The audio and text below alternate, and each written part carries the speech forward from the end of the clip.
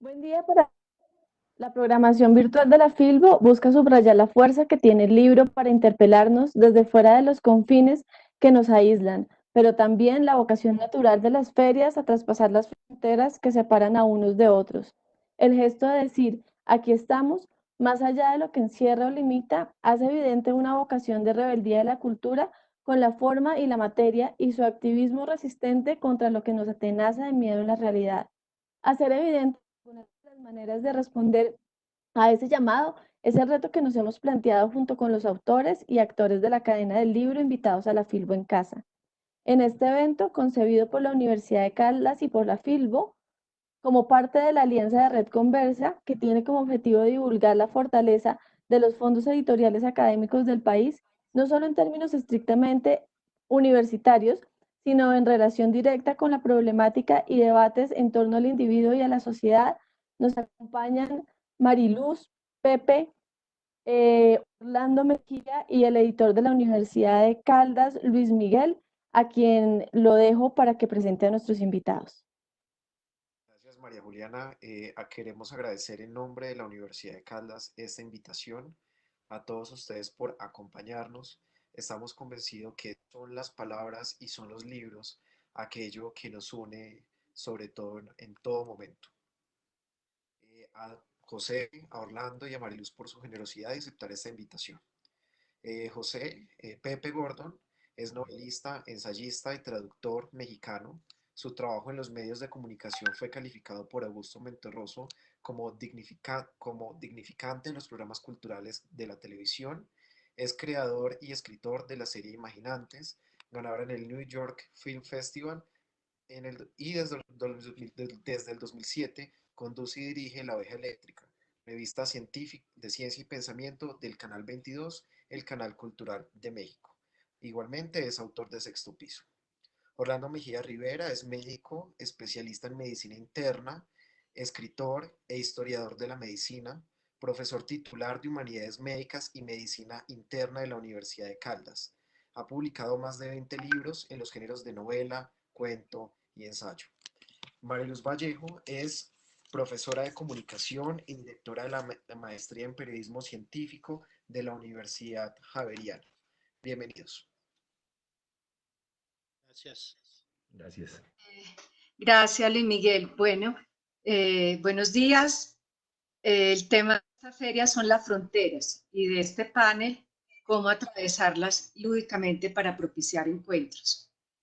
Ustedes, Pepe y Orlando, desde la divulgación científica en libros y en medios de comunicación, se han ocupado de mostrar lo que la ciencia tiene de arte y viceversa. ¿Qué estrategias narrativas han desarrollado para descubrir esos universos paralelos? Pepe, Sí, adelante. sí, sí. Bueno, primeramente es un gusto estar con Orlando y contigo, Mariluz, porque pues hemos descubierto que al tener un breve contacto, estamos realmente resonando profundamente en estas búsquedas de cómo la narración de la literatura y la narración de la ciencia comparten algo que es muy importante, comparten la curiosidad, la capacidad de asombro, relatos que son verdaderamente fascinantes. De hecho, en la ciencia es también una narración del mundo. Es una narración que trata de descifrar misterios que nos rodean. Y por lo tanto, hay momentos en que puede rivalizar con la narración que se supone que nada más surge de nuestra imaginación. Y esto nos habla de puntos de contacto muy interesantes, porque hay algo que es fundamental, creo que en este campo. Cuando estamos investigando el universo se nos muestra inteligible, como nos diría Einstein. Y eso quiere decir que tanto el universo como nosotros compartimos una inteligencia en común, porque de otra manera sería una caja oscura. Entonces, de ahí la posibilidad de narrar estas historias desde el mundo de la ciencia que pueden tener un registro literario del más alto nivel. Bueno, sí, yo pasión profunda de tratar de crear puentes entre la literatura, las artes y la ciencia tiene mucho que ver con con una vocación personal. Desde mis épocas de colegio, tanto la lectura de textos científicos o de alta divulgación científica como de textos literarios me gustaban tanto los unos y los otros que me parecían eran una unidad. Y Pepe lo acaba de decir, son narrativas diferentes, pero finalmente están usando el lenguaje humano con una característica que los une. Aquí habría otro punto de encuentro.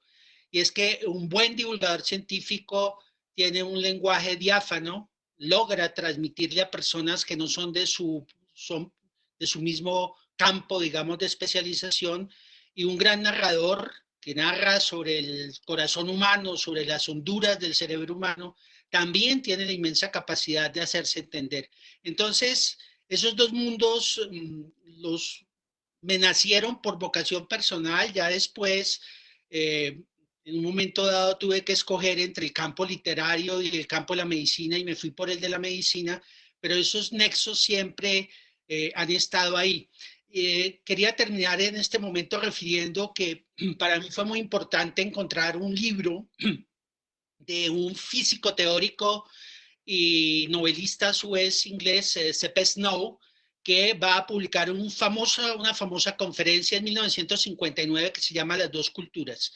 Ahí él hace un diagnóstico que rápidamente lo que dice es los intelectuales, los llamados intelectuales, los que tienen un conocimiento en la literatura, en las lenguas, en la filosofía, no tienen ni idea del conocimiento científico, y a la vez los científicos no tienen ni idea del conocimiento literario. Él ya había vivido en 1959, como Occidente se había encargado generar una educación hacia la especialización y la subespecialización, perdiendo la visión panorámica que da unidad de conjunto y que es sin lugar a dudas indispensable.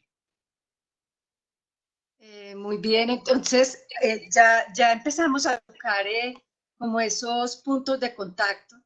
Hablaron ustedes de la curiosidad, de la capacidad de asombro, pero sobre todo de la capacidad de asociar, ¿no? de la capacidad asociativa que tienen estas mentes prodigiosas de las que ustedes se han ocupado. Y para que funcione ese pensamiento analógico es necesaria la metáfora, ¿no?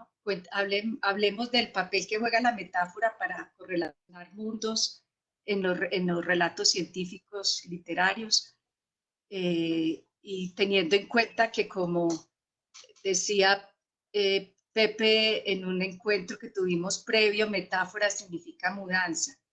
Entonces, hablemos de la metáfora y de otro recurso también muy rico como un colisionador de ideas, que es la paradoja, para estos recursos para contar esos mundos y acercarlos al ciudadano y a las audiencias. Hablemos primero de las paradojas. Justamente uno de los elementos que hizo que me interesara profundamente en el pensamiento científico fue encontrarme con la idea de que podía abrazar las paradojas.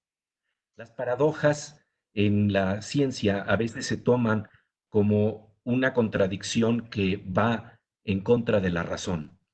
Y sin embargo, la revolución de la física contemporánea nos planteó el problema de que de repente la realidad se podía observar de maneras distintas de acuerdo al tipo de experimento que se realizaba. Entonces, por ejemplo, si uno hacía un determinado tipo de experimento, la realidad del mundo subatómico se nos planteaba en términos de partícula, y si hacía otro tipo de experimento, se planteaba en términos de onda. Y entonces lo que nos tenemos que preguntar es, ¿qué onda? ¿Es onda o es partícula? Y por supuesto, ante este dilema, Niels Bohr es el que llega a dar una solución interesantísima que lo plantea en términos del principio de complementariedad. El principio de complementariedad que simplemente nos dice abraza la paradoja. A veces ocurre de esta manera, a veces ocurre de esta otra manera. Y el que creo que lo plantea luminosamente por la sensibilidad literaria que tiene para comunicar el mundo de la ciencia de su tiempo es Arthur Koestler. Arthur Koestler decía que esta paradoja es como decir que las peras son peras excepto cuando son manzanas. y sin embargo está ahí, y el principio de complementariedad de Niels Bohr es como una balsa verbal que nos ayuda a navegar en el mar de las paradojas. Y aquí llamo la atención al recurso literario, a la metáfora que se está utilizando. Podríamos decir fácilmente esta expresión en términos de constructo y aburriríamos completamente a nuestros espectadores, pero un personaje de la calidad y talla literaria de Arthur Koestler nos dice que el principio de complementariedad es una balsa verbal.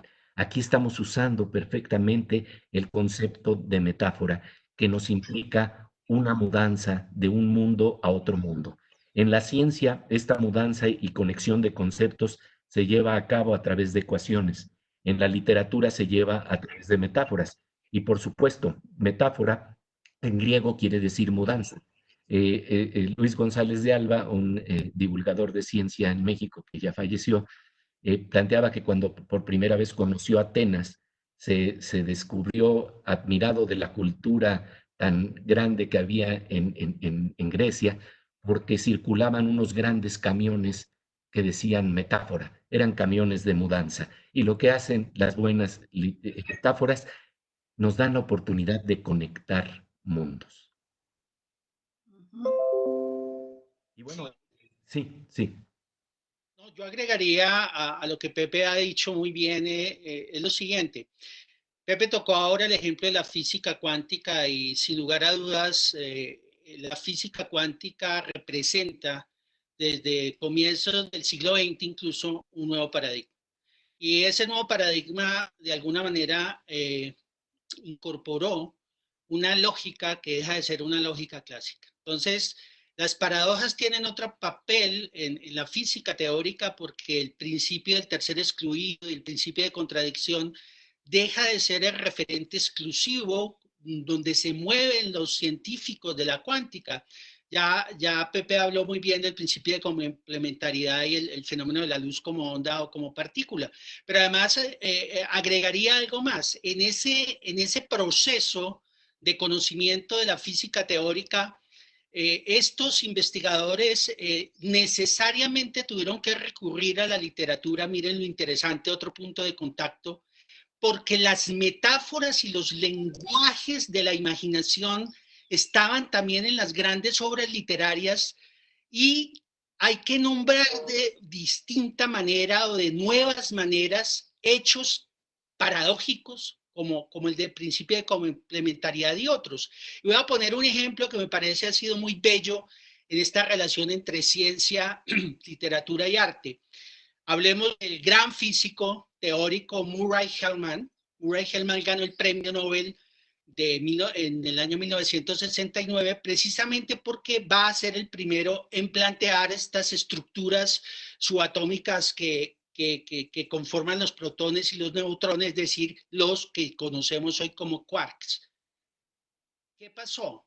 En 1963 él va a escribir un artículo científico donde revela la ecuación matemática y la geometría para plantear la posible existencia de estas partículas que nadie había considerado existentes y que serían el último elemento de la materia, y de alguna forma termina nombrándolas con una palabra que es quark. ¿Y de dónde sale quark? Esto es bellísimo.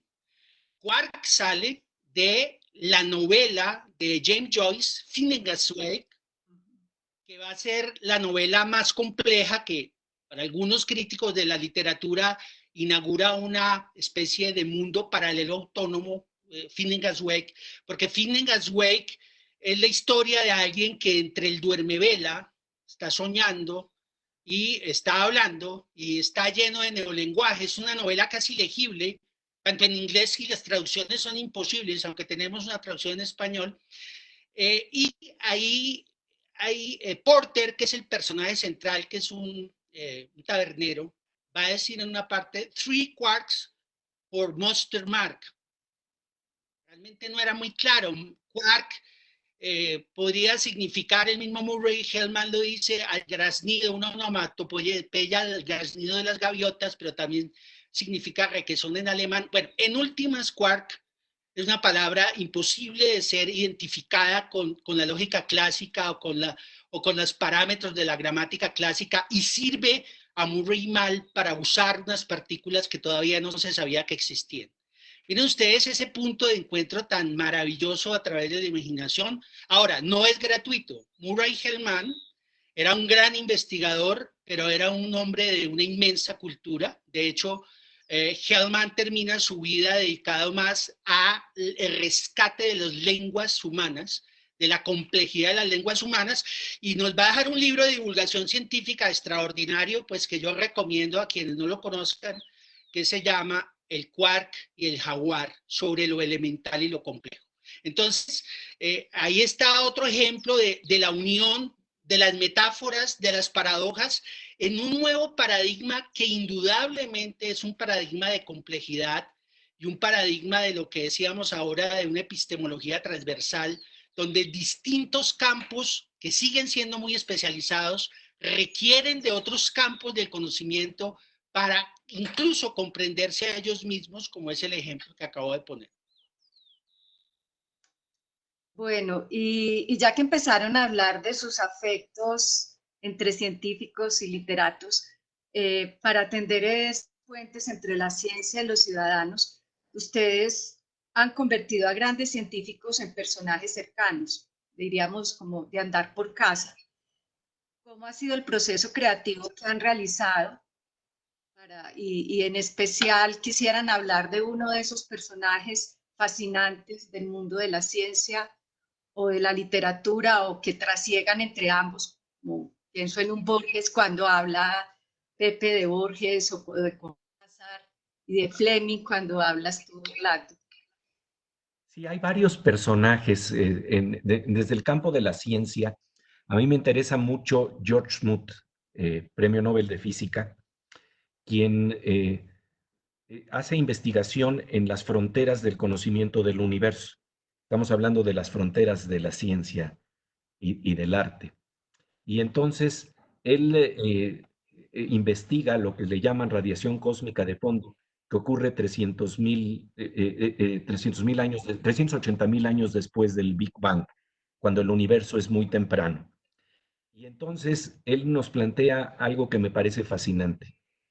Cuando nosotros estamos viendo el cielo, cuando estamos viendo las estrellas, estamos viendo el pasado. Y entonces lo que ocurre es fascinante porque resulta que, por ejemplo, la luz que vemos del sol le tardó 8 minutos en llegar. Lo que estamos viendo es una luz fosilizada, por decirlo así. Si vemos la luz de las estrellas, es luz que nos llega millones de años después. Incluso las estrellas podrían ya haber desaparecido y apenas nos está llegando su luz. Y George Smoot sigue haciendo esta investigación tan interesante hasta que llega a esto que le llaman la radiación cósmica de fondo, y entonces me plantea en una conversación un ejemplo que me parece interesantísimo. Cuando estamos en la noche escuchando la radio y la dejamos encendida por inercia y ya terminaron las transmisiones, empezamos a escuchar unos ruiditos, unos sonidos que pueden ser causados por la interferencia electromagnética de un refrigerador. Dice, pero aquí y allá son sonidos que provienen del Big Bang, que provienen de esos instantes primigenios del universo y que les tardaron 13.800 millones de años en alcanzarnos. Y entonces estamos escuchando nuestro origen. Si le pusiéramos el nombre de un relato literario a este fenómeno, podríamos llamarlo cuando el origen nos alcanza. Pero lo cierto es que estamos hablando de una estructura narrativa que es como la de la serpiente que se muerde la cola. Estamos escuchando nuestro propio origen. No creo que pueda haber relatos tan fascinantes expresados desde la imaginación como los mismos que expresa la naturaleza y que descubre la ciencia. Este Marco, pues es uno de los personajes que me ha llamado profundamente la atención. Ya luego lo podremos abordar desde la literatura, porque por supuesto están Borges y Cortázar también para hablarnos de conocimientos transversales que son muy importantes para tratar de entender mundos que no tienen palabras que los nombren, mundos que se escapan a cualquier definición. Y esto es precisamente la gran aventura del conocimiento, cómo nombrar lo innombrable. Y eso es lo que hace también la poesía, nombrar lo innombrable. Bueno, sí, si voy a hablar de preferidos de una línea o de la otra línea, o de un lado del puente, eh, yo le dediqué un libro a Fleming, Alexander Fleming. El libro se llama El desorden de Fleming, aunque incluye otros ensayos. Es un libro de epistemología, precisamente del descubrimiento científico. Y Fleming me apasionó y lo he estudiado durante mucho tiempo por varias razones. Eh, Primero, era un escritor muy decente desde el punto de vista literario. Sus artículos científicos obviamente están enmarcados dentro de un contexto científico, de un lenguaje científico, escueto, claro, como debe ser, pero él tiene varios trabajos que finalmente se recogieron en ensayos, etcétera, y tenía unas vocaciones artísticas muy interesantes. Fleming llega al descubrimiento de la penicilina porque tiene una formación, primero que todo, de una aproximación a la estética y al arte. Eso a mí me cautivó desde un principio porque Fleming es un gran experto, fue un gran experto en el manejo de la coloración de las bacterias, de los microorganismos, y uno de sus primeros trabajos que hizo no fue científico, fue representar en las cajas de Petri en laboratorio grandes obras de arte, de Van Gogh, de Miguel Ángel, de Leonardo da Vinci, con la coloración de las bacterias. Entonces miren ustedes que ahí aparece una característica en Fleming que va a ser muy importante en los grandes inventores, en los grandes científicos, y es que usa la imaginación científica, pero también la imaginación estética, y el juego cumple un papel fundamental. Sin lugar a dudas, ese Fleming que jugó a hacer arte en el laboratorio tiene mucho que ver con el Fleming que va a dejar a propósito las cajas de Petri antes de irse a vacaciones en el año de 1927, terminando el 27, él vuelve en 1928, y cuando vuelve se encuentra la famosa caja de Petri donde un cultivo de Staphylococcus aureus había sido neutralizado por un hongo que estaba en el ambiente, que es rarísimo, que es el Penicillium notatum, y que las posibilidades de que estuviera el Penicillium notatum en el laboratorio de Fleming de verdad que parecen milagrosas, porque habitualmente no tenían que estar, y a partir de eso él va a entender lo que pasó ahí y va a hacer el gran descubrimiento de la penicilina. Entonces miren ustedes cómo alguien que amaba el arte, el juego, pues termina usándolo para su ciencia. Y rápidamente hay muchos escritores que han sido muy intuitivos con la ciencia. Ahora podemos hablar un poco con Pepe, sin lugar a dudas, Borges, que a quien también le dediqué un libro. Ha sido un escritor que rompió todos los paradigmas de la llamada ciencia y literatura y arte. Borges es un universo, ¿no? Yo creo que el jardín de senderos que se bifurcan, Clonupcar y el Aleph son textos tan raros, son cuentos tan raros que no podemos decir que son solo literarios porque de hecho han servido para estimular a científicos. Miren, el cuento sobre Funes el Memorioso hoy ha generado un área de invención y de investigación en la neurofisiología. Entonces, ahí estamos hablando de alguien supremamente interesante que podemos hablar después, yo creo, si hay tiempo.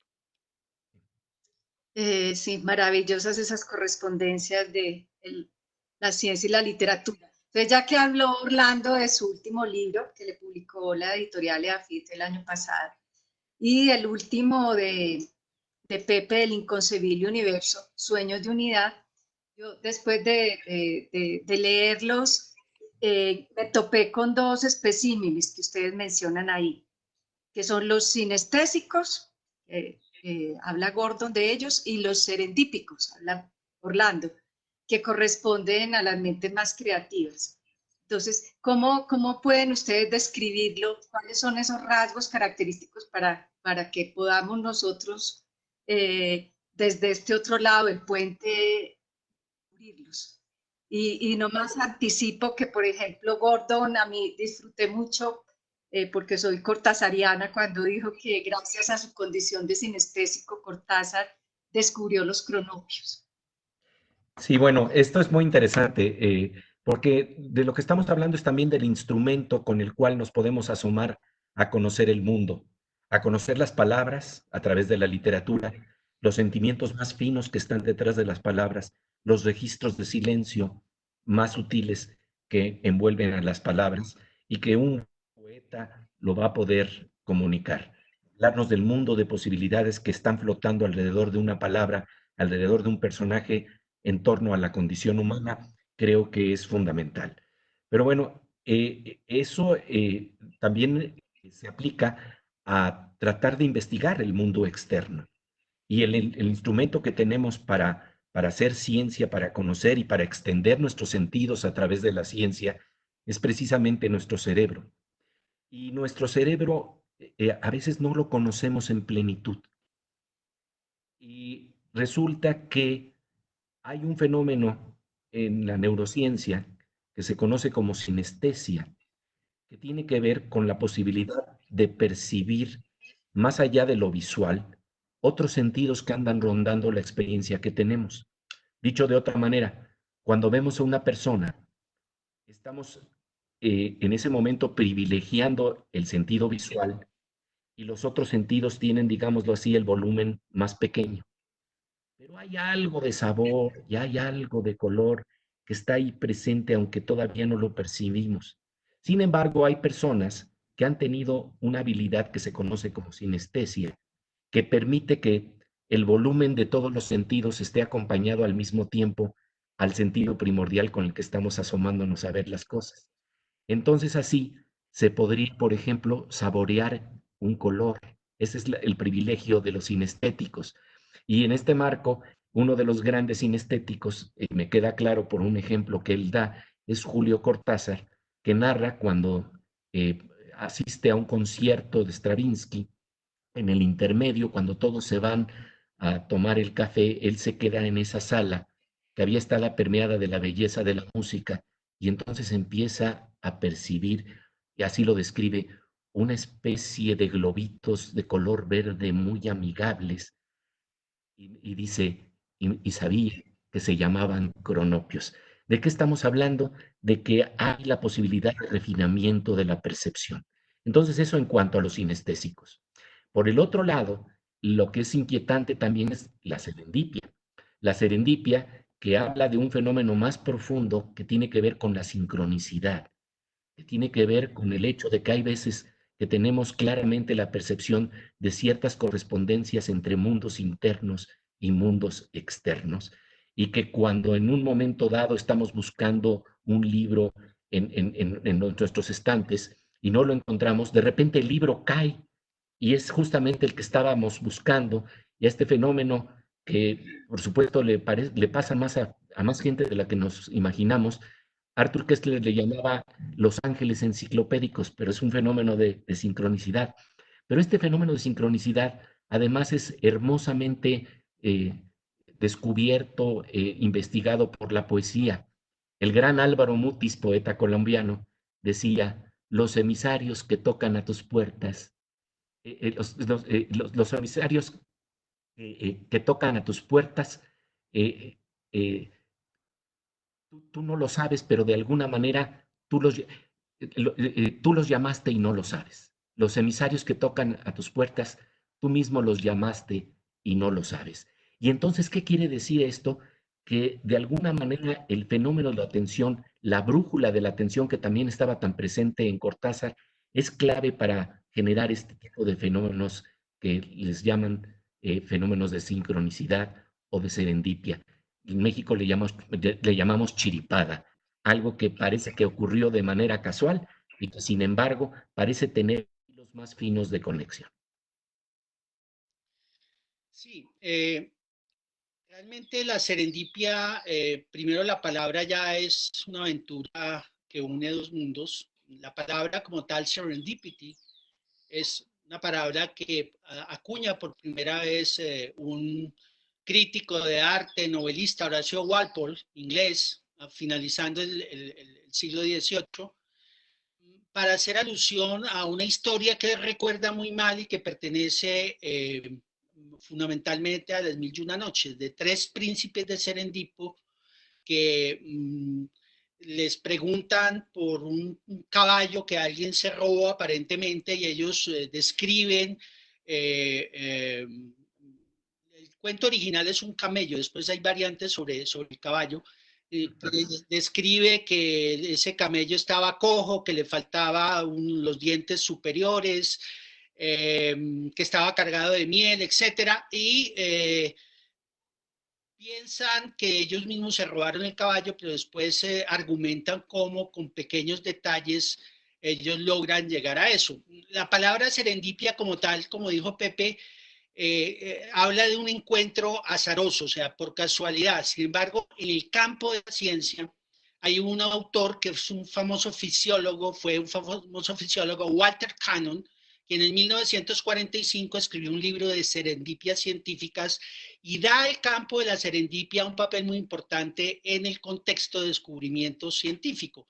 Las serendipias en ciencia son evidentemente hallazgos con los cuales los científicos se encuentran que no estaban buscando, pero que llegaron a ello porque tenían la suficiente capacidad para pillarse algo que estaba pasando y que era inesperado. Es decir, toda serendipia es un hecho inesperado en un proceso incluso investigativo. Hay muchos, que Kekulé hizo serendipias, Claude Bernard es el gran padre de la serendipia en el campo de la ciencia, Einstein hizo serendipias, pero esos hallazgos inesperados aparecen en una mente preparada. Eso lo dijo Louis Pasteur hace mucho tiempo. Aquellas casualidades solo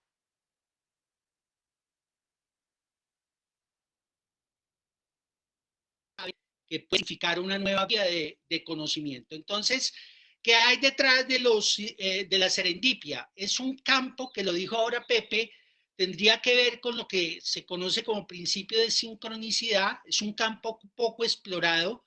Es un campo que hoy se explora en serio. O sea, no estamos hablando de pseudociencias, estamos hablando de investigación seria e incluso ortodoxa, también heterodoxa, y la podría sintetizar de la siguiente manera.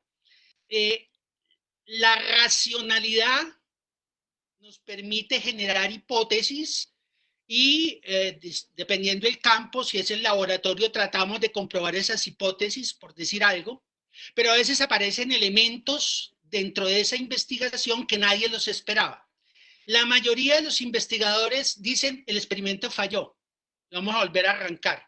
Pero hay algunas mentes geniales que ese hecho inesperado lo reorienta, se alejan de la teoría previa y terminan creando nuevos hallazgos e incluso generando nuevas teorías. Claude Bernard es el padre de esto. Se considera que Bernard descubrió mediante investigación serendípica más, oígase bien lo que voy a decir, más de 1200 descubrimientos de fisiología fueron por la vía serendípica y termina escribiendo un libro sobre la investigación, la experimentación, que en el fondo es un tratado de serendipia sin nombrar la palabra serendipia. Entonces, no es la chiripa en un término, digamos, general, como dijo Pepe, pero en el campo de la ciencia no es el azar que se puede usar, que se puede buscar, porque Bernard lo que dice muchas veces es, vamos a investigar a ver qué pasa. El descubrimiento de que el monóxido de carbono lo que hacía era evitar la oxigenación de los tejidos fue un hallazgo típicamente serendípico, porque él vio el color de la sangre totalmente oscura porque no estaba oxigenada, y a partir de esos hallazgos, a ver qué pasaba, fue que termina llegando a esa conclusión. Entonces, la serendipia es un campo que está ahí, que está por explorarse. Antiguamente muchos científicos no lo hacían, no aceptaban que había un hecho serendípico en su descubrimiento para no ser tratados como charlatanes o como personas poco rigurosas, pero esto ha venido abriéndose y hoy encontramos en las memorias de Kekulé, de Claude Bernard, en el mismo Einstein, uno o dos elementos de conexión sincrónica que no necesariamente es una racionalidad consciente. Quería terminar diciendo lo siguiente: en el trasfondo de la serendipia lo que hay es nuevos entendimientos de lo que es la neurofisiología del inconsciente y del aprendizaje. Nosotros permanentemente estamos aprendiendo. Todos somos funes en el inconsciente, todos.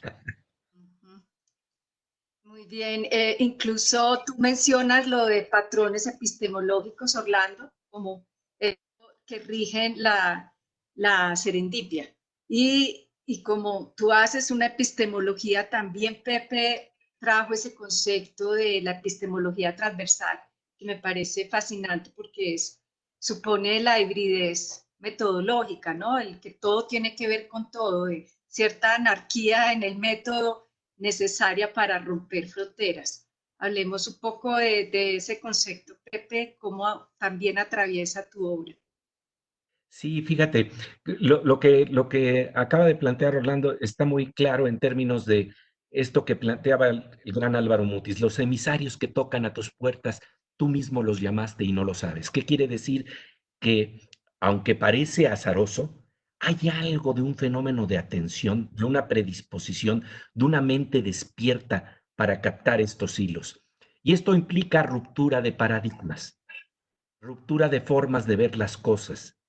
Y esto es difícil porque cuando estamos hablando de fronteras del conocimiento, cuando estamos planteando el problema de las rupturas, suele calificarse de locura o de loco al que se atreve a mover el paradigma, mover la visión a la que estábamos todos acostumbrados. Y esto también ocurre en términos de relaciones interpersonales.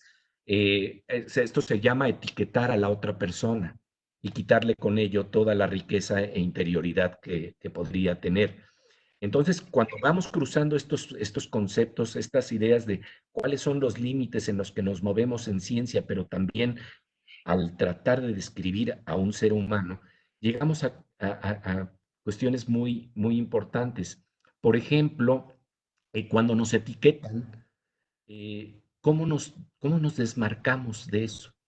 Bernard Shaw plantea un ejemplo muy interesante. En alguna ocasión le llegó una carta, una hoja de papel blanco que simplemente decía la palabra imbécil. Si uno trata de decir, no, yo no soy ningún imbécil, ya te colocaste dentro de la etiqueta que el otro te marcó. Es como cuando Donald Trump nos está diciendo a los mexicanos que somos violadores y ya nos etiquetó de una manera absolutamente espantosa. Y si nosotros decimos, no, señor, yo no soy eso, estamos refiriéndonos y estamos siendo enmarcados en el concepto en el que el otro nos etiquetó. La respuesta de Bernard Shaw me parece fascinante. Él se queda viendo esa página y entonces dice, yo he visto cartas, muchas cartas sin firma. Es la primera vez que veo una firma sin carta. Entonces le dio la vuelta de una manera inteligentísima, y eso es lo que también pasa en ciencia. Ciertas personas que le dan la vuelta al paradigma y empiezan a ver algo que no se podía apreciar. Voy a dar un ejemplo.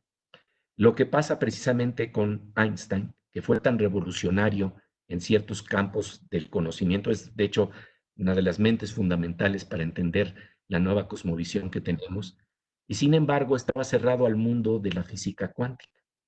No entendía o no quería adentrarse en un mundo que estuviera controlado por principios de incertidumbre, por el azar y por principios de comportamiento de partículas muy extrañas. Y entonces él escribe un texto junto con Rosen y Podolsky y otros dos colegas, en donde trata precisamente de desmontar todo este discurso de la física cuántica y plantea algo que se llama la paradoja Einstein-Rosen-Podolsky, en donde lo que está señalando es que si la física cuántica fuera real, implicaría casi una comunicación de partículas a distancia a nivel fantasmagórico, que de alguna suerte podrían estar comunicadas más allá del espacio-tiempo sin que esto mediara con una comunicación como la que necesita la física. Sin embargo, en 1982 el físico Alan Aspect hace unos experimentos que demuestran que existe lo que le llaman entrañamiento cuántico, que es un entrelazamiento entre partículas de tal suerte, lo voy a simplificar, que cuando una partícula tiene un giro o spin para arriba, la otra responde con un giro o spin para abajo.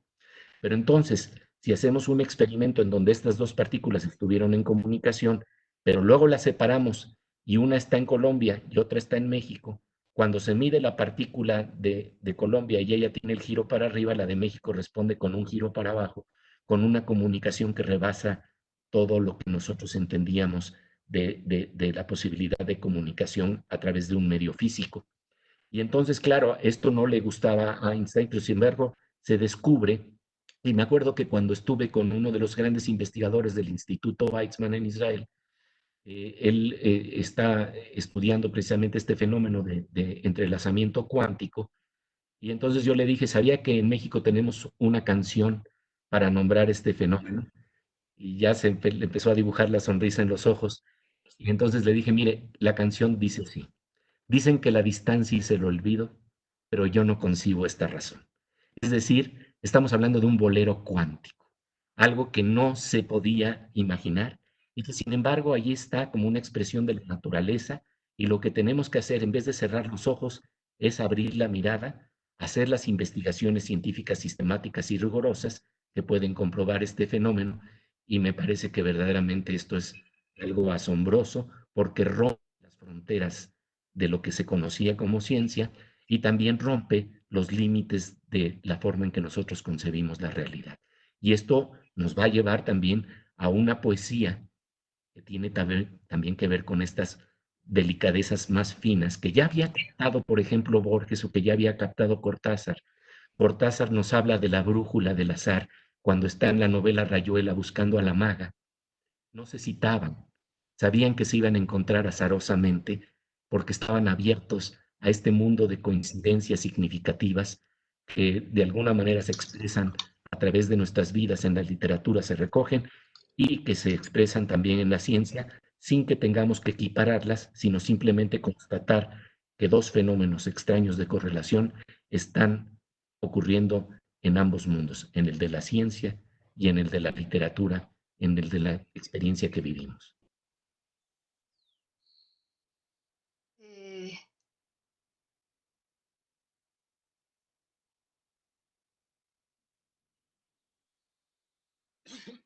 Perdón, Sí, lo sí, sí. apagué en lugar de encender. Ya nos quedan 10 minuticos.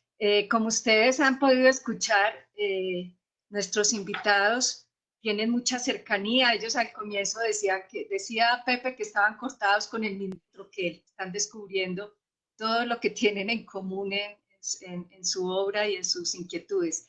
Ya están llegando preguntas del público. Hay una pregunta para Orlando. Pero la quiero vincular con otra curiosidad mía que no quiero dejar pasar porque en esta pandemia que nos tiene aquí viéndonos la cara desde una pantalla, si quisiera saber cómo eso, qué relatos distópicos se les vienen a ustedes a la cabeza escribir ahora, si fueran a escribir o si ya los están escribiendo. Y tengo curiosidad por una novela que publicó Orlando hace ya 25 años, que se llama La Casa Rosada, y que habla también como de un episodio de confinamiento, de cuarentena a unos pacientes psiquiátricos por un virus desconocido. Entonces, como esta novela de anticipación, pues, nos está hablando hoy en día de lo que ocurre. Y la pregunta que te hace un espectador es que hablaras un poco sobre el trabajo que hiciste con el enfermo de Abisinia. Me interesó la hipótesis que tienes sobre las causas de la muerte de Rambo. Bueno, sí, lo primero es contarte un poco de la Casa Rosada. Yo he sido un lector y, bueno, pues incluso profesor de literatura de ciencia ficción desde hace más de 20 años, 25, 30 años. Efectivamente, La Casa Rosada es una novela ubicada en el 2032. Todavía nos falta un poco para llegar a ese tiempo cronológico, pero es una novela distópica de un virus que obliga a parte de la sociedad a ser confinado y puesto en cuarentena de manera obligatoria. Es un mundo donde el papel ya no existe, en eso me equivoqué un poco, pero cada vez es más escaso y solo existe la virtualidad. Y por lo tanto, La Casa Rosada es una novela que se tira, entre comillas, a la red para que conozcan el episodio de La Casa Rosada, donde hubo una verdadera masacre, al parecer, de 96 enfermos psiquiátricos, pero que tenían el virus. El virus nunca se dice cuál es el virus, y en la novela nunca aparece una etiqueta, como dice Pepe, y el hecho de no poner una etiqueta hace que el virus se pueda leer hoy como el virus que ustedes quieran. Entonces, sí, la ciencia ficción es un campo que siempre ha previsto elementos que terminan apareciendo y quería decir acá que buena parte de lo que estamos viviendo hoy, que definitivamente es un episodio real de distopía, tiene muchos elementos. Yo hablaría de dos autores que recomendaría. La novela clásica de Virus es La amenaza de Andrómeda de Michael Crichton, publicada en 1965. Si bien no es el mismo escenario que estamos viviendo hoy, ahí sí hay muchas pautas del manejo del virus, tomado por alguien que era médico de fondo, pero que es un muy buen escritor de ciencia ficción. Y lo otro que recomendaría es ni siquiera una sola novela, sino toda la obra de Ballard. Ballard es lo más cercano al momento que estamos viviendo. El Ballard de las distopías que tienen que ver con la crisis ecológica, pero tiene que ver también con el gran poder de los medios, los poderes virtuales que suplantan los medios reales. Hoy, la pandemia, si alguien me pregunta y me dijera, bueno, ¿qué vale la pandemia que estamos viviendo con el COVID-19? Yo diría, estamos viviendo una pandemia ballardiana, por encima de Kadik, por encima de Asimov, por encima de todos los demás, estamos en un momento ballardiano. Me preguntaba del enfermo de Abisinia. El enfermo de Abisinia es una novela donde retomo a Rimbaud, Rimbaud el poeta, y planteo una hipótesis médica. Yo soy internista y los internistas tenemos la obsesión de hacer diagnósticos clínicos no solo a personas vivas, sino también a obras de arte, a escritores que murieron hace mucho tiempo. La mayoría de biógrafos de Rimbaud plantearon que aunque murió de un osteosarcoma, se habla que todos ellos, todos estos poetas malditos, Verlaine, Rimbaud, tuvieron sífilis. Se ha planteado muchas veces que él murió de una neurosífilis, o sea, una sífilis de estado terciario. Mi novela, a partir de unas fotografías que yo veo a través que el mismo Rimbaud se tomó y que gracias a una de estas aplicaciones pude detallar, me hizo descubrir un signo clínico en el iris de Rimbaud que me llevó a plantear un diagnóstico completamente diferente.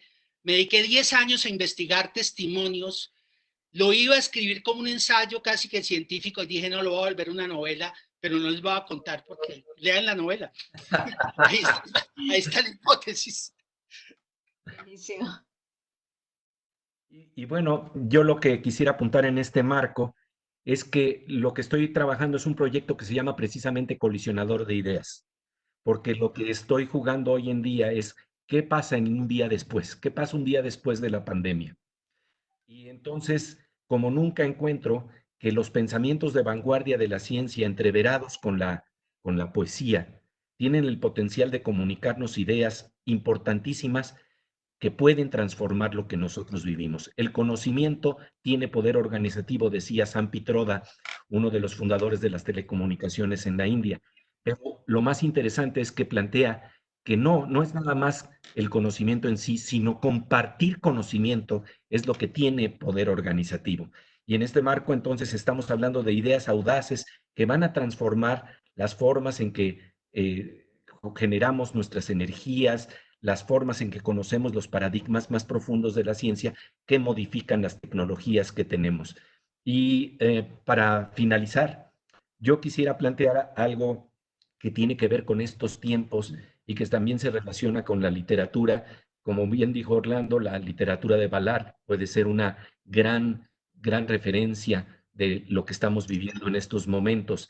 Pero precisamente para ver por dónde podría estar la salida, voy a hablar de 100 años de soledad de García Márquez, porque hoy en día padecemos de 3 virus por lo menos. Digo, y no estoy hablando de uno real, el de la pandemia que estamos viviendo, y 2 metafóricos, pero no menos importantes. El primer virus, pues es el que estamos en este momento padeciendo en términos de encierros, en términos de los problemas de dolor y de tragedia que conlleva. Pero el otro virus es el virus del miedo.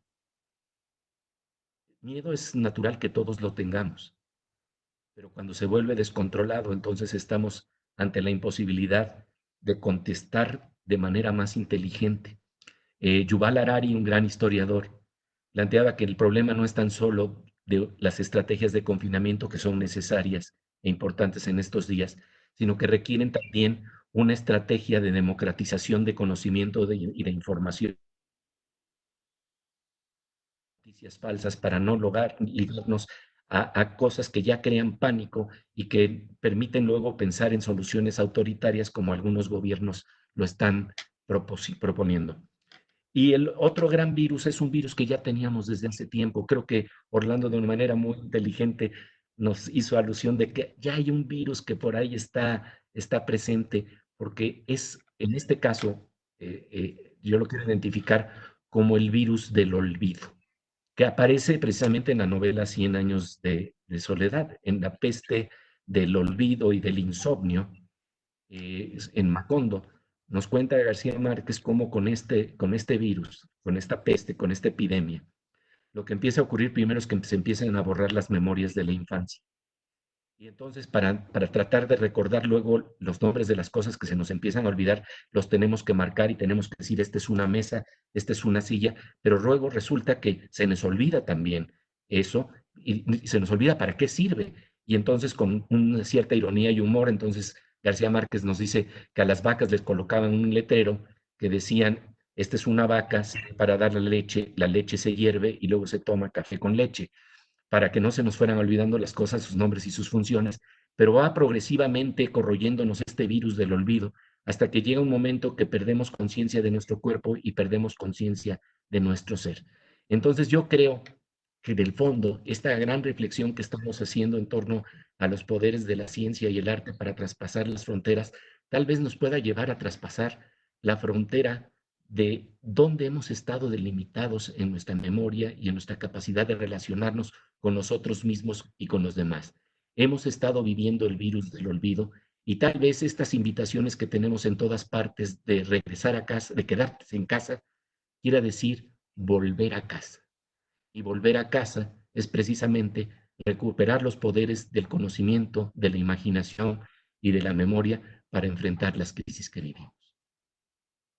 Bueno, muchas gracias, Pepe, con esta reflexión tan poética que nos haces. Vamos a cerrar este diálogo que fue muy estimulante. Creo que gracias por las conexiones neuronales que me permitieron este rato. Y los invito a seguir escuchando a Pepe en su programa. Él tiene un programa muy exitoso en la televisión mexicana que se llama La Oveja Eléctrica y nos contó ahora que se podía escuchar aquí también en Colombia y en América Latina. En YouTube lo pueden ver. En YouTube están todos los capítulos, los invito porque pues dan ganas de seguir oyendo a Pepe y a Orlando de seguir escuchándolo, obviamente de ser alumno suyo y de leerlo. Entonces, muchas gracias por la conversación. Nos quedó una pregunta pendiente para Orlando que se la podemos enviar a Orlando con Juliana que nos colabore. Otra pregunta sobre un libro, pero pues no había más preguntas. A mí sí se me quedaron otras, pero espero que repitamos este diálogo tan delicioso lo que la maestría de periodismo científico está buscando también es acercar estos mundos. Entonces, muchísimas gracias a todos los que nos siguieron. Gracias a Pepe, a ti y a todos también los que nos acompañaron. Un placer, de verdad, querido Orlando, de verdad. Gracias, Pepe, lo mismo. Y Mariluz, gracias también. Gracias, Mariluz. No, gracias a ustedes.